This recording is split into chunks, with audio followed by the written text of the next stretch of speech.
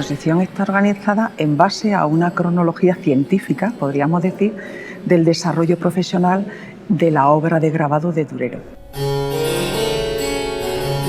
Respetando siempre cierta cronología, se ha procurado que las obras más interesantes y más importantes estén manifiestamente resaltadas en ella, para que haya una relación entre lo que van a ser los procesos artísticos de Durero y también el avance en la obra gráfica.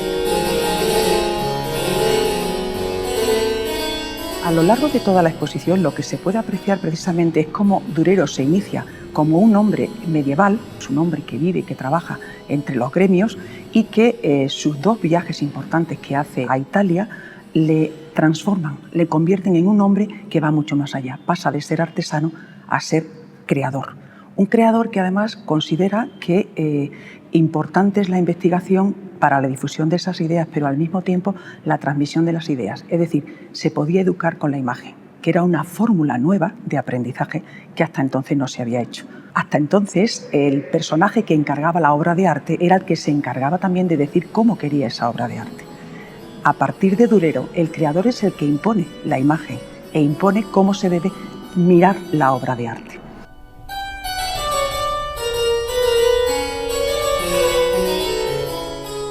A partir del siglo XV, con la llegada del humanismo y las ideas renovadoras, las grandes escuelas filosóficas, por ejemplo, de Marsilio Ficino, y sobre todo el final del siglo XV, que van a ser las primeras intervenciones, digamos, frente a la religión establecida y las primeras rebeldías intelectuales sobre ella, va a proporcionar una visión diferente de las cosas, hasta tal punto que Durero se mueve entre esos dos mundos. Por una parte, aprende la nueva simbología que procede del mundo clásico, del mundo grecolatino, en donde la alegoría va a ser un elemento fundamental en su obra.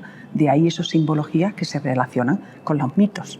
Ahí tenemos una obra magnífica, como va a ser el rapto del unicornio, pero no es ni más ni menos que es el rapto de Proserpina, que es un tema mítico. Mientras que él lo interpreta como un tema religioso. Es como si fuera la Iglesia, el alma y el diablo, en esos tres términos. Durero no se podría entender sin sus viajes a Italia. El primer viaje, que lo realiza en 1494-1495, él descubre dos cosas importantes que van a ser claves para la pintura europea posterior. En primer lugar, descubre el paisaje natural. Él hace unas acuarelas maravillosas que reflejan el paisaje de los Alpes, que luego lo tomará como modelo para sus paisajes en los fondos de los grabados. Y al mismo tiempo esos paisajes serán imitados por los pintores italianos del norte. En segundo lugar, él descubre la proporción humana, él descubre el estudio de la anatomía, es decir, el hombre como elemento fundamental y proporción de la medida de las cosas. Y de ahí ya su interés por crear un canon que fuera ajustable al norte. Durero durante muchísimos años estuvo preguntando cómo era ese canon clásico, que no encajaba en la figura del canon del norte. Por eso el canon de Durero es diferente al canon mediterráneo clásico. El segundo viaje le abre las puertas sobre todo a la gran obra de los grandes autores como Rafael, por ejemplo. Y él consigue llegar hasta Roma, consigue llegar hasta los grandes intelectuales que trabajan la perspectiva, sobre todo, y se plantea la posibilidad de transmitir ese conocimiento de la perspectiva clásica y adaptarla al mundo del norte.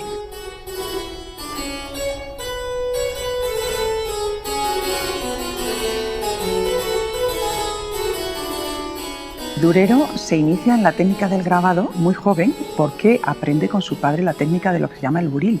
El padre es un orfebre importante de Nuremberg y le enseña la técnica del orfebre, que es además el grabado también. Pero a él lo que le gustaba realmente era dibujar y a lo largo de sus primeros tiempos se va a formar en un taller importante, que es el de Woggenburg, que es el que va a proporcionarle la posibilidad de la práctica de la xilografía. Aprende que la difusión de las ideas es muy importante en la imagen. Por eso él se dedica también a través de la imagen a difundir ideas. Él es un hombre del Renacimiento, es un humanista. Aprende de los clásicos y como consecuencia de ello pues desarrolla toda una técnica basada no solo ya en la técnica antigua que se conocía, sino en las nuevas, en las modernas.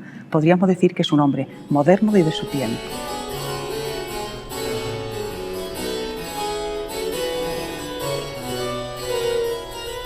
Hay que tener en cuenta que Durero es uno de los grandes investigadores del grabado, es el que sienta las bases para luego lo que va a ser el gran grabado barroco con Rubens sobre todo.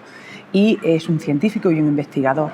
En base a esa investigación que él desarrolla a lo largo de su vida, hay una serie de obras claves en la gráfica de Durero que son las que marcan las pautas de su evolución, cómo va progresando y cómo llega a tener una calidad técnica insuperable.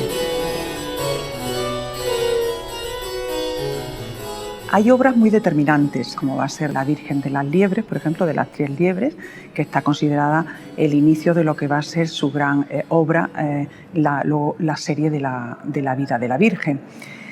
Hay obras importantísimas también, como van a ser las series de la Pasión, que hay tres, las dos Pasiones pequeñas, realizadas en distintas técnicas, una en silografía y otra en aguafuerte, técnicamente mucho más compleja. Y luego hay una tercera, la Gran Pasión o la Pasión Grande, que se llama, que viene incompleta, pero que también forma parte de lo que es el proceso importante del desarrollo científico a la hora de la investigación de la anatomía en Durero. Y, por supuesto, están las obras más importantes en cuanto a la técnica, digamos, institucional. Él establece, además, lo que va a ser el retrato oficial en toda Europa, con los retratos de Maximiliano y las obras que realiza para el emperador Maximiliano. Y sus tres obras maestras, de las cuales hay dos representadas aquí, las dos importantes, que son El Caballero, la Muerte y el Diablo y La Melancolía 1.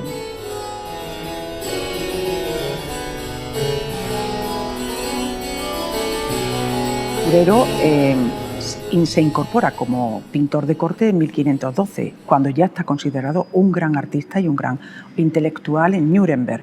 Además, él tiene la opción también de relacionarse con la clase nobiliaria de Sajonia, de la Baja Sajonia, y también, por supuesto, de las ciudades independientes alemanas, porque se incorpora a los círculos humanistas de la región. Por otra parte, Durero le proporciona al emperador lo que él necesita, esa propaganda de carácter institucional a través de lo primero que él hace, porque Durero lo primero que hace es el retrato de Maximiliano, un retrato en grabado, curiosamente, que es el que se va a difundir por toda Alemania.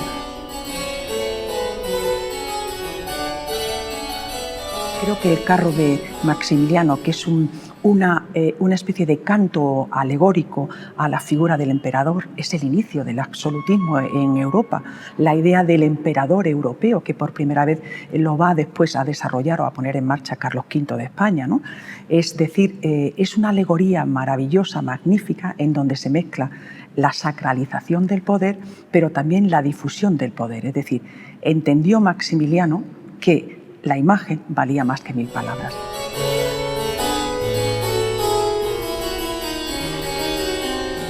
Gracias a las estampas y a las series de la Pasión Pequeña y de la Pasión Grande, se hicieron numerosos conjuntos monumentales pictóricos, inicialmente en los muros, en los grandes conventos, por ejemplo en México y también en otros lugares, y también en casas privadas. Tenemos un ejemplo maravilloso aquí en Colombia, en Tunja, en donde en la casa del escribano está representado el gran rinoceronte de Durero.